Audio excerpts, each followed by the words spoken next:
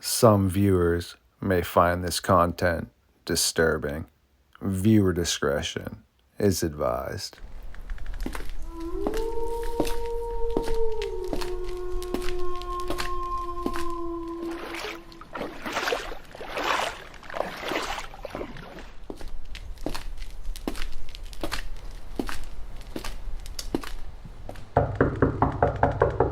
William White, the official geologist of the North American Dogman Project, and one of our science team members. Yes, it is hard to argue with science, is it not? This must mean it is once again time for Midnight Lycanthropy here on StarFox Radio.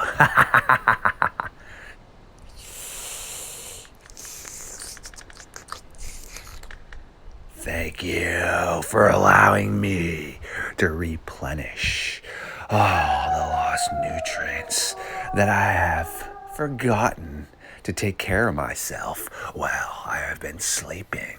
So without further ado, it is time for William and I to take a walk into the darkness.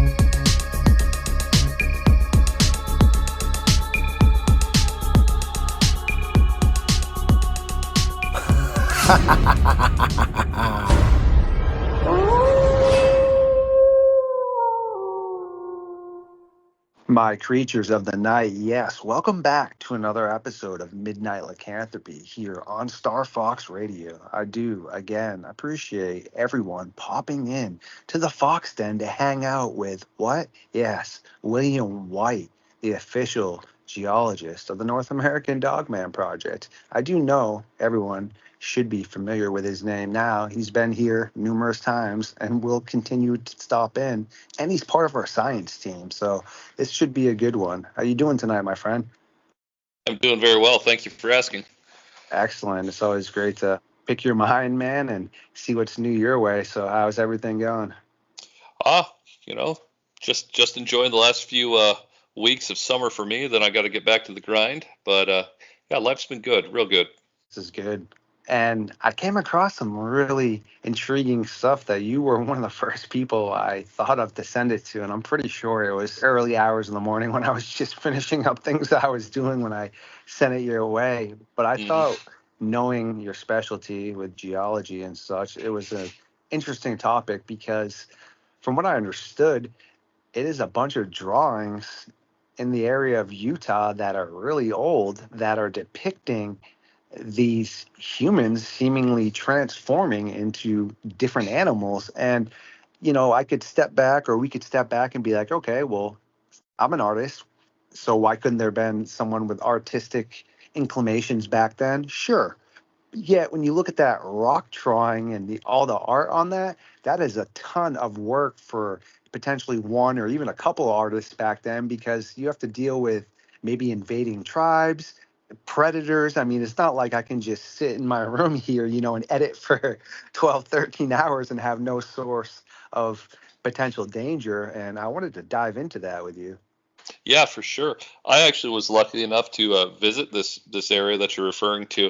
2010, I was a senior in college in my undergrad degree, and we were doing a special 6 week long field exercise where we, went to various places and spent a few weeks in each place and studied the geology and wrote up reports. And one of the areas we visited was the nearest town is called Green River. It's in southern Utah, and there is just, I don't know, probably 10 miles outside of town in the mountains. There are these fantastic they're not cave paintings, but they're petroglyphs. They're painted on this. There's a canyon, and the canyon basically dead ends. It's called Horseshoe Canyon, um, and so you go up it all the way up, pretty much to the end, and the walls are pretty sheer, almost vertical. And the Native Americans, they estimate up to 8,000 years ago, uh, drew all sorts of fantastic pictures. I mean, these pictures got me really believing that these ancient people saw things that we would describe as like extraterrestrial or paranormal. Um, I mean, you're talking like, yeah, there were depictions of pretty much normal human type people and animals, but there are depictions of very alien looking beings, with like big bulbous heads and large insect like eyes, or even reptilian type heads, and tentacles and energy beams. I mean, there's even like discs in the sky, what you would assume to be the sky relative to the position of the figures, that have like rays radiating off them. I mean, imagine you're like a first grader drawing a UFO saucer, and you want to depict that beam of light coming down to the ground. It's almost exactly like that. Yeah, it's fantastic stuff, and it is like a treasured area of Utah. It's protected. I don't know if it's part of it's part of Canyonlands National Park. That's what it's part of. But yeah, I don't know if you've ever been someplace, Kenny, where you could just feel the energy of the area. Like, I don't know if there's like ley lines that go through there or what, but when I was there, 2010, like I said, I was about 25 years old. And at the time, I was very rational. Didn't believe in anything supernatural. Just very, very cold, hard, rational. And being there, I mean, I felt like it was different. It was like there was a charge of energy there in the air. It was magical, and I can see why it would have attracted these ancient peoples who apparently at the time were just hunter gatherers. Like, agriculture hadn't even arrived to that part of the North American continent. And so you're talking about people who are like living hand to mouth, hunting whatever game there is in the area, digging up roots, finding berries, very just probably on the edge of starvation at all times. And they're taking their time and energy to paint these fantastic images. It really is something. So yeah, it's a really neat place. I recommend that any of the viewers who are curious about it, they just go to Google or Bing or whatever your preferred search engine is, and type in Green River Barrier Canyon petroglyphs and go to image results, and you will see some incredible looking images. That's all beautiful stuff right there. I do Hmm. appreciate you educating everyone on those aspects. And yeah, I'm super spiritual. And I mean, I definitely, yeah, of course, in the past when I wasn't necessarily the individual that I try to become now, we all would like to change. But when I was doing some more of, acting and modeling and such, I didn't necessarily have the most positive vibes, as corny as that sounds. Yet now, in Hmm. the past 10 to 12 years, I've just really tried to make sure I'm a good individual and just have good thoughts and let go of all the disbelief in myself and just, good vibes, man. And I've noticed just the inclination of how things change. And sure, of course. So that makes a ton of sense, obviously, feeling certain energies and stuff. I mean, it might be so small and minuscule to some other people, but like, I have a pet squirrel. Well, I also have a new little pet chipmunk that I built him because my squirrel comes, she's inside with me, but this Chippy's an outside guy, and he came over recently. And so I built him a little house. I shouldn't say built, it was a bird house already, but I put it up in a tree right near my window where he can just come right onto the AC and stuff. And he comes right over, jumps onto my hand. I like scratch him right behind the ears. Something so small to others like that makes me so happy, and it puts me in such like a good mood. And you know how some people use that term, we should put our feet back on the ground or back on the grass. Well, the connection I feel when I feed him and he like touches me with his little hands, he looks up at me, and it's just like I said, it's a powerful feeling, I guess. Hmm. Yeah, yeah. I mean, you can, yeah. Some acts, some people, and some places certainly do have a certain energy to them, don't they? Yeah, and I feel like you said, people and animals and things pick up on that, so it's Yep. extremely interesting. And I wanted to ask back on to what we're going to talk about there, but I have a question outside because as you were talking, I wanted to have you verify this. I've seen this before and I've read about it, but I do not know if it's valid. I heard in one of the pyramids that when they found some hieroglyphs, that there were things that looked like Apache helicopters and some things that look more modern. And was that true, or was that just kind of a creepy pasta that was So floating around? I don't know about the Egyptian pyramids, but I do know that there is ancient Hindu art from India and Pakistan that shows people in what were called vimanas, which are, according to the ancient Vedic texts, flying machines. And then in some Central American and South American stone carvings and artwork, they also have images of what look like, astronaut type beings in Wow. helicopter, aircraft, rocket ships. You can interpret them as that. Yeah, I mean, there's I think it comes from the Bible, and I've heard it repeated over and over again. But essentially, it goes, "There's nothing new under the sun," which means everything that's happening today has happened before. And I mean, I don't want to get too far down that rabbit hole, but there's probably a lot of hidden history, and probably have been a lot of cataclysms and stuff that have wiped out civilization, and it's restarted almost from the ground up, multiple times, is what I believe. So, Wow. Now that's super intriguing because let's be real here for a second. I mean, we're always real and we're always nerding out with facts, but straight up, come on, we're going to really think that modern society decided to build things off of ancient hieroglyphs? No, no, no, no. That means, hmm like you said, they must have seen something relatively similar to that because what new age person's going to be like, oh, yeah, look at this drawing on the pyramid wall. This is how we're going to make our airplane. You know what I mean? Like, right? so, yeah, that brings a lot of questions to that. And now back to the Utah area is how close in relevance is that to Skinwalker Ranch? And also, could you please maybe explain some things to me? I'm a Dogman person, Sure, and sure. I've heard some things obviously about Skinwalker Ranch, but I guess I don't really understand fully. Is this a ranch where people lived, like sat in here at one point in time, and it's the remnants of it, or is that just a terminology for the area? And yeah, So, Skinwalker Ranch, if I understand right, is more in the northeast of Utah, and this canyon that we're describing is in southern Utah. So they're several hundred miles apart. Probably a good 6-ish hours driving would be my guess, maybe longer. Um, but I mean, there are petroglyphs all throughout that area. I did my studies in Idaho. That's where my university was, and so we were in Wyoming, we were in Utah, Idaho, all over the place. And there are, I mean, this is just one of the best collections of them, right? But in so many places where we were studying the actual geology from millions of years ago, we'd see these Native American petroglyphs from several thousand years ago. So it's just the culture of the at the time was big into depicting things on rocks. As far as Skinwalker Ranch, I believe that it was a property that was purchased sometime in the 20th century, and a family attempted to live on it, built a home there.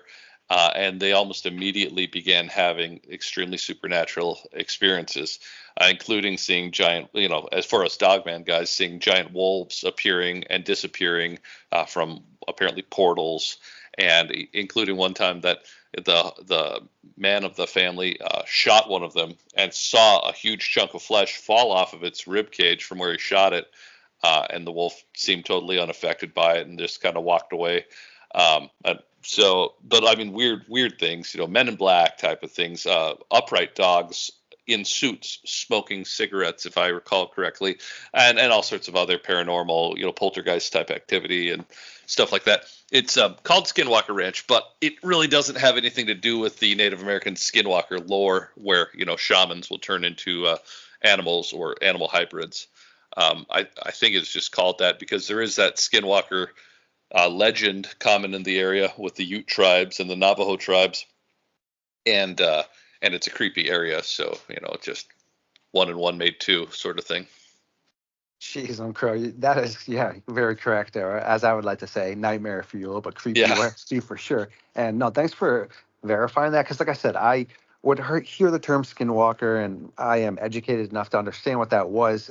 But like I said, I didn't know if it was a place just being termed a ranch. But like I said, it's good that you actually educated me that people were trying to establish some sort of residence at first, because now that makes sense. But Yeah, and it was bought by a billionaire after from the original, man and his family.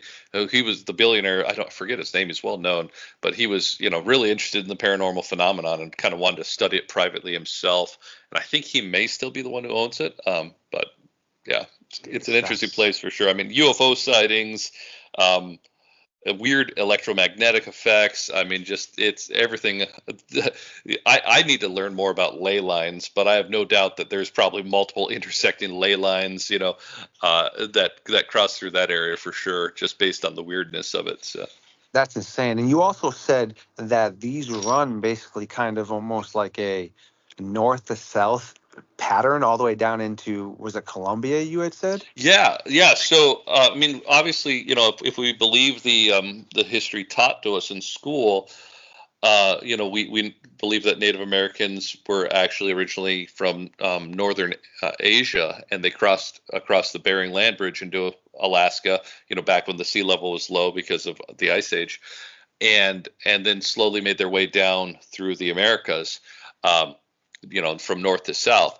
So, yeah, I mean, this rock art, type of style of art is found, like I said, I don't know about Canada. I'm assuming so. I haven't done anything there, but all throughout Idaho, Utah, obviously, Arizona, and as well as the Skinwalker legend of people turning into, various animals and hybrids.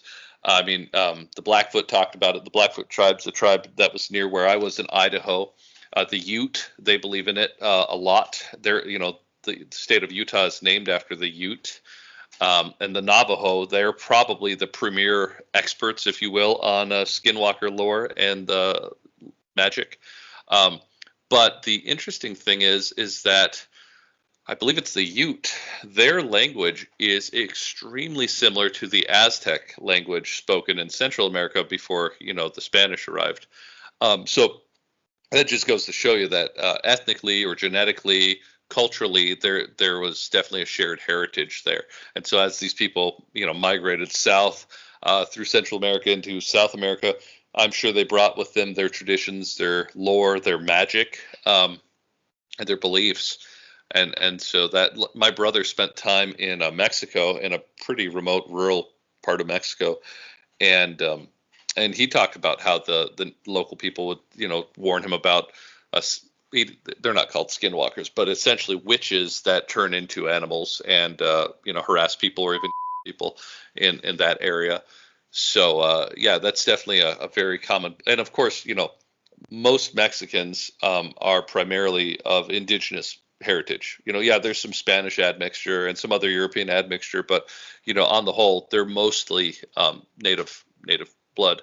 So, a lot of those traditions and stuff, they didn't totally disappear with the conversion to Catholicism and the, importation of European culture. So, Boom, brain explosion right there. That's excellent. I'm just trying to picture all that and seep that knowledge in. That's great stuff. And before I tell you an interesting Navajo encounter that was sent to me a little while ago, I wanted to also ask, I remember seeing, I believe History Channel did a segment on it, but there's also documented cases where there have been explorers in the Grand Canyon that found what looks to be hieroglyphs and also yeah.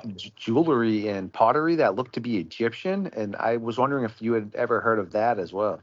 Yeah, absolutely. I do know that the majority of the Grand Canyon is off limits. The U.S. has it. You just can't explore it.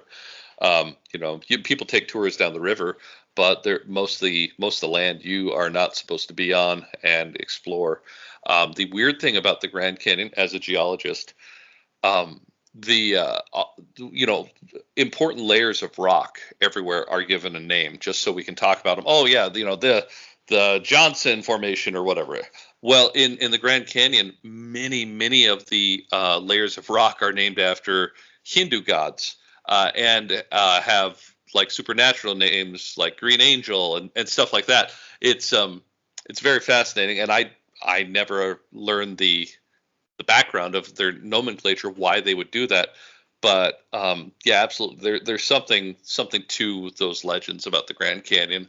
Um, and getting back to kind of what I touched on a little earlier, I think there's a lot of hidden history that is kept from us because, for whatever reason, and I couldn't tell you the reason, the people in control, they want us to feel a certain way about human history and humanity in general, and they think that the truth of our nature and our background would somehow ruin that. So I think that a lot of things like, yeah, there probably were ancient Egyptians that one way or another made their way to North America. I believe that, sure. I believe that there were probably European groups that made their way here way before Columbus, and other groups as well. There's things like the pyramids in Egypt. Well, there's pyramids in South America, pyramids in Central America, pyramids in Alaska, pyramids in what's the place called? Bosnia, um, China, and they're all very similar, and yet we're told by archaeologists they have nothing to do with each other. It's just a freak happenstance that humans throughout history, throughout these disparate areas, have built these structures. You might think pointless structures because people didn't live in them. They're basically solid rock, um, to worship their gods. I don't know. That's a stretch. I think where there's smoke, there's fire. There's a pattern there, and there's a shared culture, is my belief. So That's so creepy, and it's just strange. And you being a geologist, I had to ask you about that because it's interesting. Like you were saying, why is this area here and why is it off limits? And also, why hmm are people been speaking about it? And that I got to get you to team up with. You ever heard of Scott Wolter from the History Channel? He no, works on that show where they basically go through and he has a ton of credible fancy letters and such, and he figures out basically why things have been written in the way that they have not been properly. He's actually a geologist like you, my friend, nah, and was on History Channel and all kinds of things. And yeah, he goes through and dove into the giant skeletons that had been found and right, basically brings a ton of merit to the topic of things being covered up. And he yep, went to the University of Michigan, Duluth from 1977 to 1982. And he has over 30 years of collector of on Lake Superior and all kinds of other stuff. So yeah, oh you might want to nice, look into him. He's super interesting, man. And his name's Scott Wolter, but that reminded me of that. And I recently was contacted by a gentleman that down in the Arizona area, yep. he can correct me if I'm wrong, that's Navajo territory, right? A lot of it is. There's other tribes. I used to live in Arizona as well, but yeah, northern Arizona is primarily Navajo. Okay, because this gentleman had claimed he was out just riding his horse and he saw what looked to be these coyotes or on his property, but a larger one, and he had been having issues with his livestock, etc. So he took a shot at it. And as he watched them run away, this one was kind of upright. And he claims when he came above the hill, it had curled out to this little plateau on the edge of this cliff. And he said it was a young Navajo man with Mm, these strange glowing tattoos all over him. And his lower half was still in the form of these strange canine legs, but the man was deceased. And I'm not really sure how else I can ever verify that. I mean, I've spoken to some other people that know of this man and said he seems like a pretty straightforward kind of shooter, no pun yep. intended. Yet, again, like I said, I wasn't there and nor were anyone else. So it's just this gentleman's word. But that was interesting because as we had been talking about, the skinwalkers and the Navajo in that area, that was a encounter that was within the last 20 years. So Sure. Well, all I know is that people who don't believe in anything else, but they live near the Navajo or on the Navajo reservation. I'm talking about non-Navajos, usually white people, right?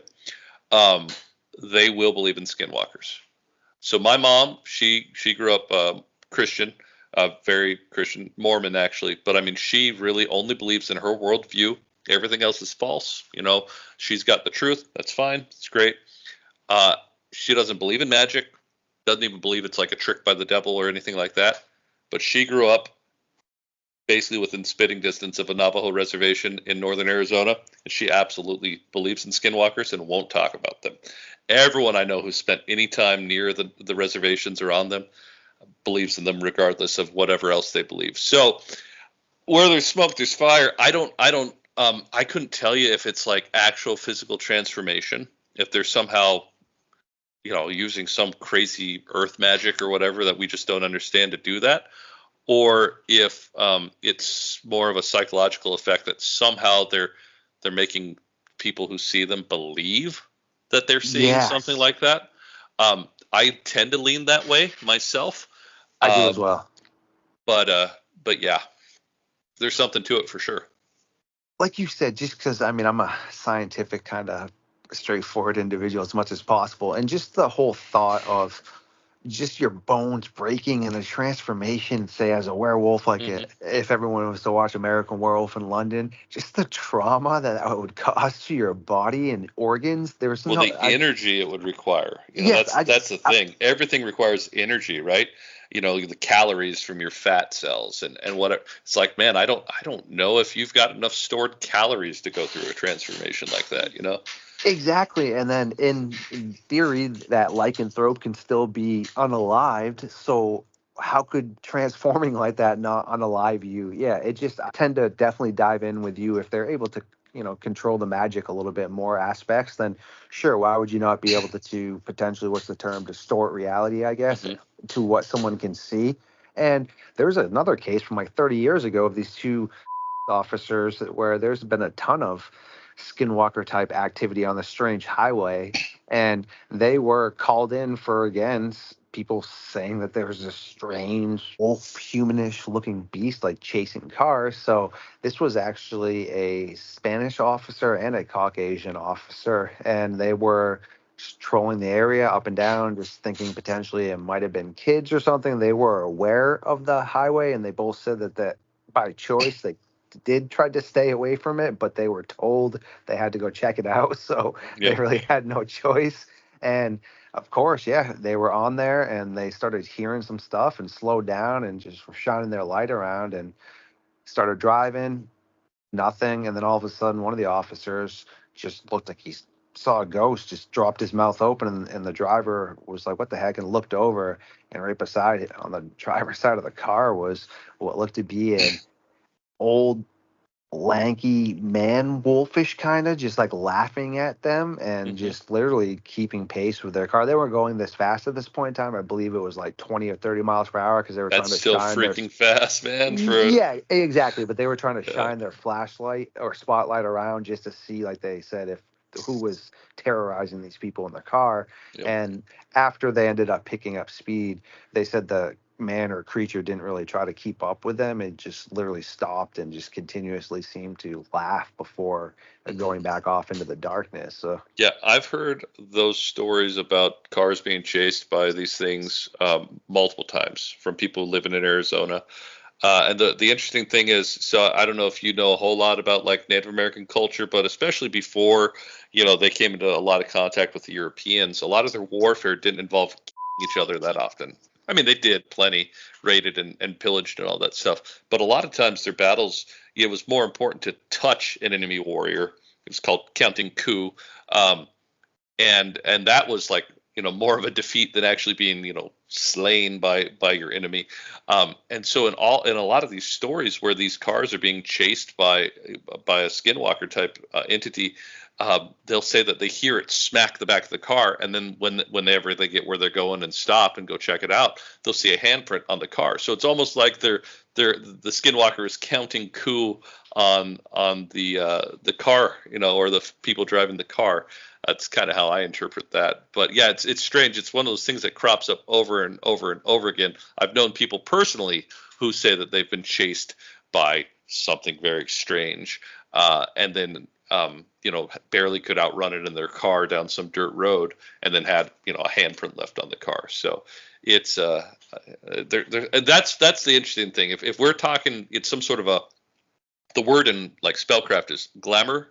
A glamour is a spell that makes you look a different way, right? It could make an ugly person look beautiful. That's the Yes. idea.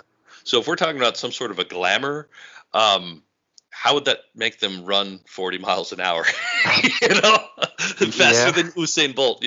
I don't know. That's 100% valid right there as well.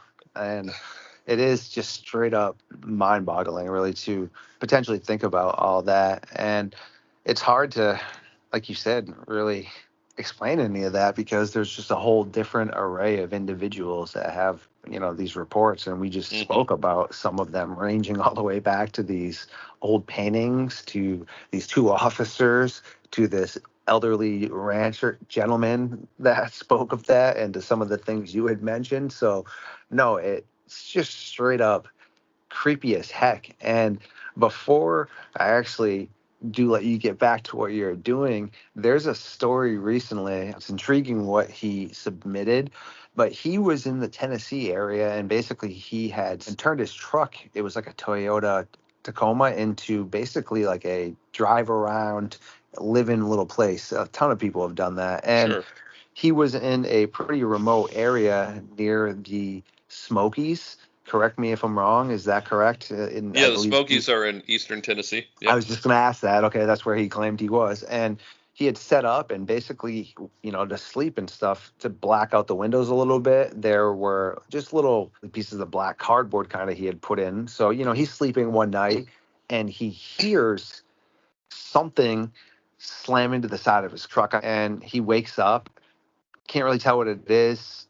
Happens one more time, and then he's waiting, and it kind of stops. So he said that he wasn't really sure, but it had stopped. And after waiting, a half hour or so, it was silence again, or nighttime. So he had fallen back asleep because he was exhausted. But then at 3:30 in the morning, he's jolted up again to something just boom, boom.